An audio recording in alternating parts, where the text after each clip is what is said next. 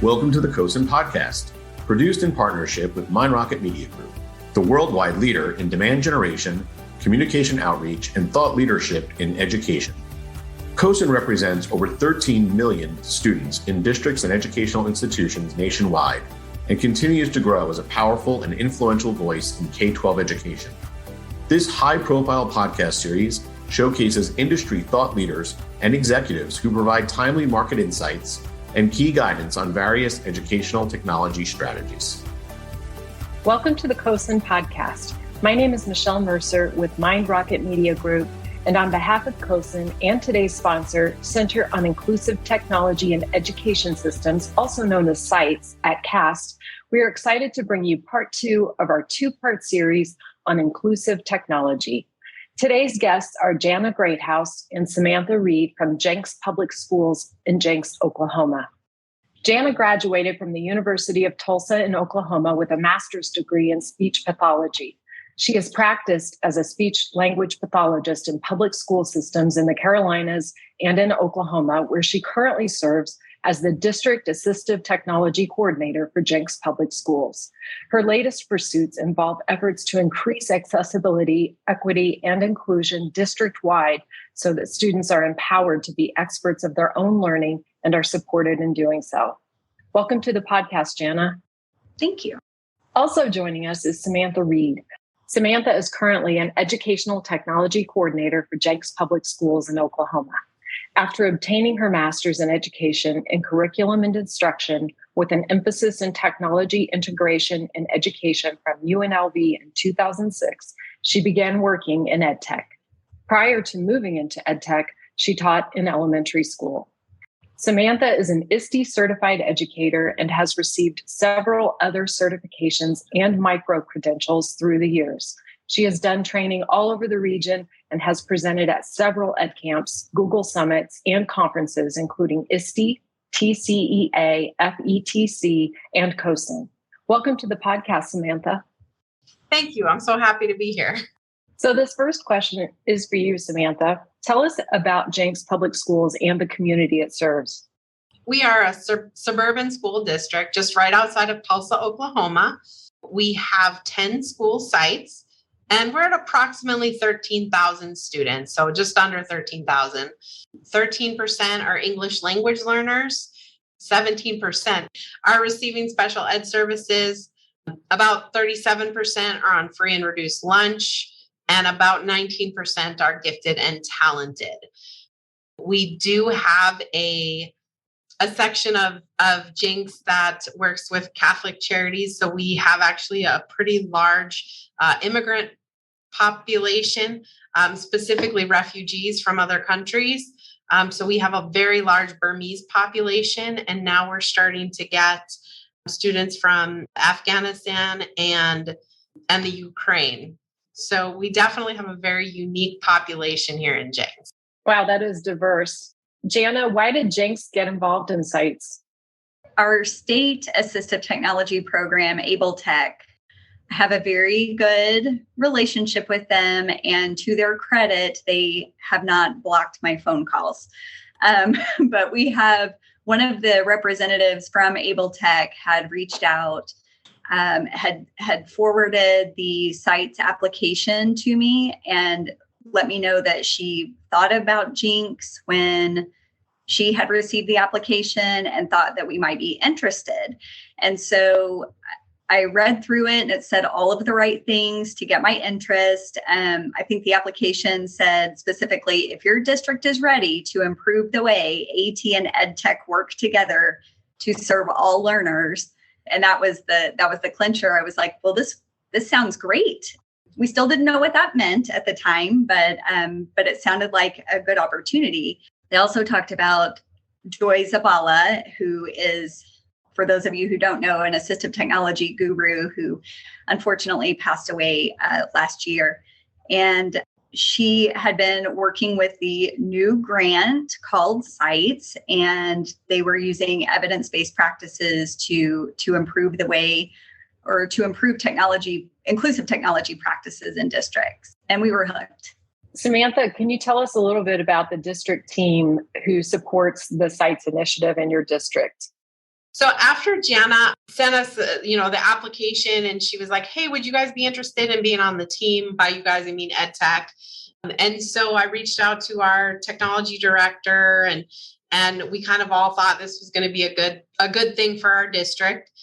So we recruited several people that we thought would be the important stakeholders. So we made sure we had a curriculum director. We made sure we had EdTech, IT, AT, and then we got some special ed teachers, some speech teachers, some, just different people around the district that we thought would be an important members of our team. And then we started meeting, and as we were meeting, questions would come up, and we kind of expanded that to, we really need a parent on our team. We really need somebody from assessment on the team. And so that kind of grew. So now we're at the point where we have about 30 people on our team that represent all kinds of different stakeholders in our districts, from admin right down to every type of teacher. And then we also found the need for a core team because it was just too many meetings for everybody. So we developed a core team of AT, EdTech, special ed, and teaching and learning specialists, kind of leaders in the district. And then we alternate between meeting just the core team versus the whole team. And then our next move moving forward is really getting student input. So we're looking to establish, instead of inviting students to a meeting, what we want to do is establish a panel of students where we come up with questions that relate to accessibility. And we bring in those students and we ask them different questions and get their feedback on accessibility. That's great. We heard that message loud and clear in part one, the message of collaboration. I love that you're bringing not just educators together, but also parents and students.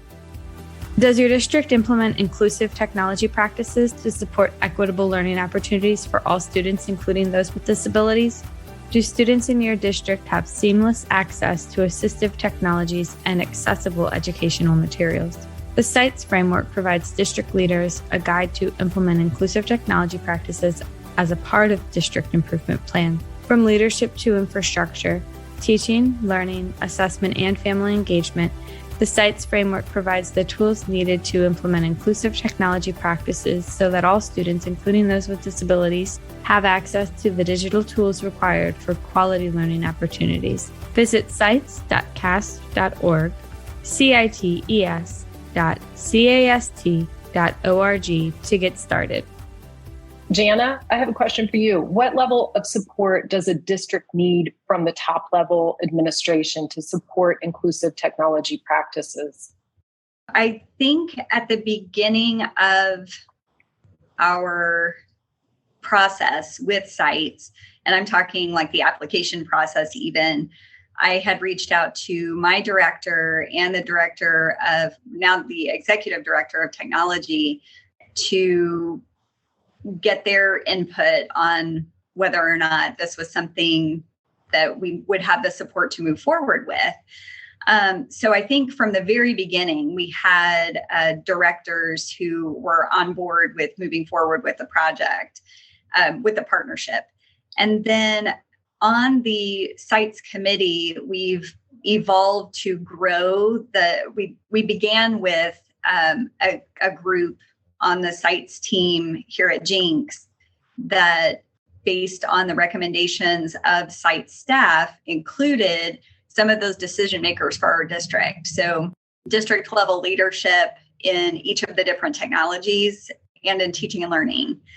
And then we also, after, like Samantha was saying, after our first year, we really felt like we were moving into that teaching, learning, and assessment phase where we, based on the recommendations of our executive director of technology, had said we need to include site administration on this team as well. And so we invited site principals and building principals to be involved so that they could be aware, so that they could offer their voice to the work that we were doing, but also to support the work that we were doing. Like, they could recognize it as work that is stemming from this CITES partnership that is happening now at their sites. We also work to keep our Board of Education informed about what we're doing. We've presented to Cabinet to let them know what we're doing. We were just asked recently to present again to the admin team in November, and then to the board again in January, so that just to update them on our progress. That's awesome. It sounds like they want that communication and they support your program. Yes. The first time that we presented to the board to just introduce what we were doing, we got a lot of great questions and feedback from our board members. So they're very, very supportive of our work. Samantha, how has CITES changed the approach to inclusive technology practices at Jenks? We have made some pretty major changes on the front end of everything we do so far. So like when we first started, one of the questions in the self-assessment was, are you familiar with the WCAG standards? And we all looked at each other like, WCAG what? It was like nobody had any idea what that even was. And so we learned what the standards are, and we've completely changed our practices for curriculum adoption to include those standards. So before we look at any new packages, so like this year we have language arts adoptions. Anybody that comes and says, hey, I've got a language arts program, we ask questions about their accessibility. They have to be at least AA rated or above based on the WCAG standards, or we don't even consider them as an option. We also have a questionnaire that we're in the process of developing for all vendors. Anything that we do adopt that they need to fill out, that'll give us all of their accessibility that they have built into their program. We also so once we adopt a program, we create a one-page accessibility guide for all of our teachers so that they know these are the things that work with this program, whether it be something general like immersive reader, or whether it's something built specifically into the program by the programmers. So if we adopt, like we've adopted Google for students to create on. And so like Snap and Read, before we bought that, we were like, okay, this works with Google. So that would be a good add-on for that. So everything that we do, we make sure that our accessibility features work with, and that they have accessibility features to best serve students, and not just special ed students, but all students. The other thing that I would say, we've really broken down the silos in our district. Before CITES, I knew of Jana. I kind of talked to her in passing. I really looked at AT as someone else's department. That wasn't what I did. And now I just feel like we're just teammates. Every decision we make together. Same thing with the director of curriculum. Like now we just have this open door policy between our different departments that we could just walk in and run things by each other. And we've really just opened those lines of communication across departments. Special ed, same thing. Like I can just walk in there at any time and say, hey, we're looking at this new program. Do you have a couple teachers who'd be willing to try out, this program and make sure that it works with vision software and screen readers and, whatever else that they're using in assistive technology. We've also included tips of the week that go out and as a notification for students that just bring to light some of these accessibility features, as well as just like I kind of mix them up between accessibility and just helpful features. How do you organize my Google Drive? And then the next week it's how do you do Snap and Read? And then it's how do you use immersive reader inside of Canvas? How do you run an accessibility check in this program? So we really kind of mix it up and make sure that we're giving teachers ample opportunity to see these tools as just tools that anyone can use. And it's not just an accessibility issue. It's just a learner thing. I love the one-pagers for your teachers. Teachers need so much support right now, especially if you're introducing new technology.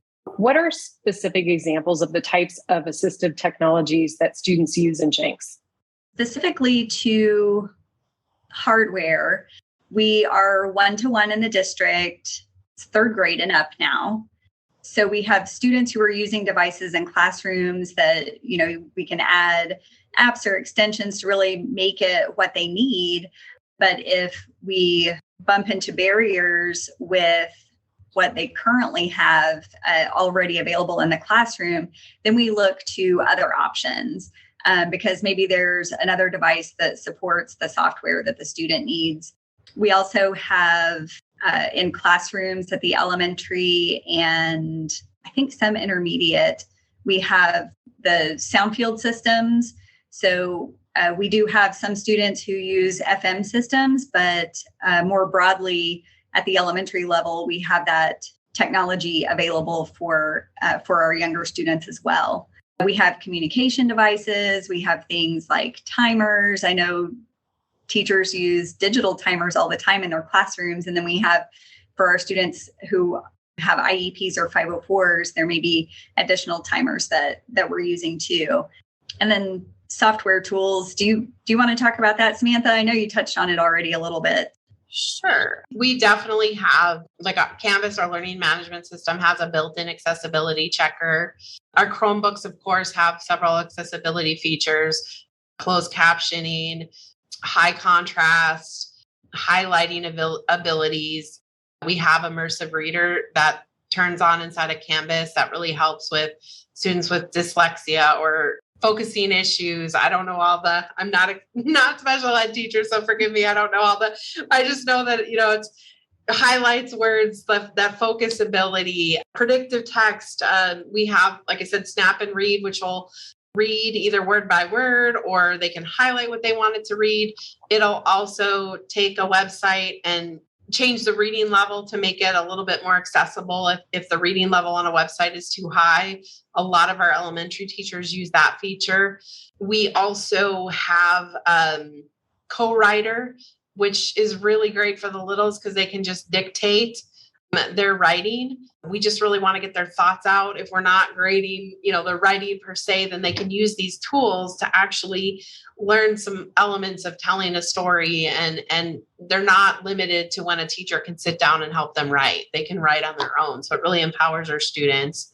It's not special ed per se, but we also now have Lucid products available. So we can create things that like graphic organizers and flow charts and task lists and things like that for students who need that additional support. Part of that honestly came from Google. Like, we love Google in our district, but Jamboard wasn't accessible. And so students with certain disabilities were unable to use Jamboard either to create on it or to get the information off of it. And so that led into part of our decision of getting Lucid was because it does have accessibility features built right into the program. And then it was really accessible for all students. Jana, can you share some insights on what the technology team has learned regarding assistive technologies and accessibility since participating in this project? Yes. So I was struggling to remember where my learning started as far as technology is concerned, ed tech and IT. And so I had reached out to a couple of our CITES team members to see from their perspective, what have you learned about technology during this process? And so one of our ELD teachers, Sandra, she said that she had learned how to use our technology to break down barriers for our language learners and how to better inform parents on reaching out and staying connected. And we were able to observe a student the other day who was using Google Translate to communicate with his teachers and peers. And then Glenna, our amazing physical therapist, one of them in the district, she said, I have learned how in-depth ed tech goes, the layers to choosing tech and then the rollout, as well as the levels of support. And she said, I realized that it is more complicated than I even imagined. So I think it's just really, again, created awareness for the different pockets of people that we have in the district who are working to serve our students. CoSN is the premier membership organization designed to meet the needs of K-12 education technology leaders. Their resources support the entire IT infrastructure of the school system. CoSN offers members access to their thought leaders across the country and the ability to actively participate in local CoSN chapters. Join the network today by visiting CoSN.org and become another influential voice in K-12 education. So Samantha, Jana mentioned devices for third graders and up in Jenks. How has your approach to district-wide device purchases changed since participating in CITES? I think we're just a little bit more aware of the needs of different groups. So we do have Chromebooks for all students, just regular Chromebooks. But kindergarten, so pre-K we start with iPads. So that's a little bit more age appropriate. Kindergarten they start having touch Chromebooks, and we just have ratios in the lower grades because it's more of a center rotation and not necessarily like we don't want them on devices constantly. So we have the lower levels at the younger grades. So we've moved into Chromebooks, but we realize that there are some students that does not meet the needs of all students. In fact, we are having a conversation today about our concept students that, is a Chromebook really the best device for them? And that should we be moving them to iPads? So it's just really kind of opened up the awareness of different needs of different students instead of necessarily the one size fits all approach. It's really taking into the needs of different population and what device will work best for their situation. Jana, how has CITES impacted the students with disabilities in your district? I think it's probably a little bit early to tell, but I do think moving forward that our students with disabilities are going to see other students in their classrooms who are customizing their own learning with the technologies that are available. And my hope is that our students who maybe previously had been apprehensive about pulling out a big old clunky device to level their own playing field in the classroom, I think they'll be more at ease with using the tools that benefit them in that moment.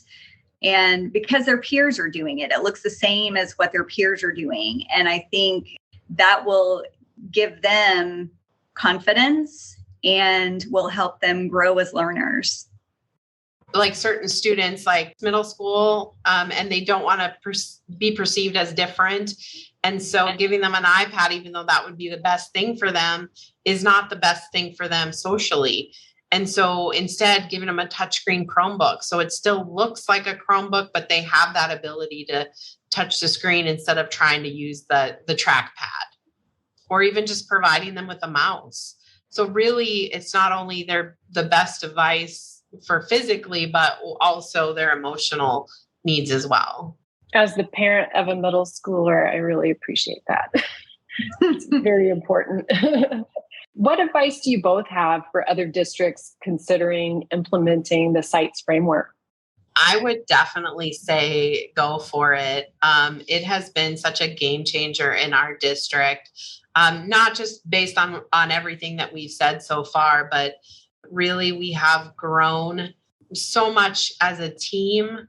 And by team, I'm not just saying ed tech anymore. Like our team is truly our CITES team. It has such a further reach than just what I was doing in my silo before.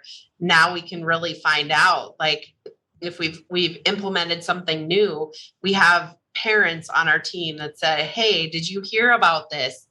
And sometimes we think we're doing so well with our implementation, and then we find out, nope, it stopped at, this level. It never got past, this spot. And now we can go back and reevaluate and try different methods. Like just now we've started, in fact, we just sent out our first post last week and our next one's going out on Thursday. We're doing a social media campaign just about tools for everyone. Like Jana had said, it's really about being accessible for all and not just one group. We're not trying to single out anyone.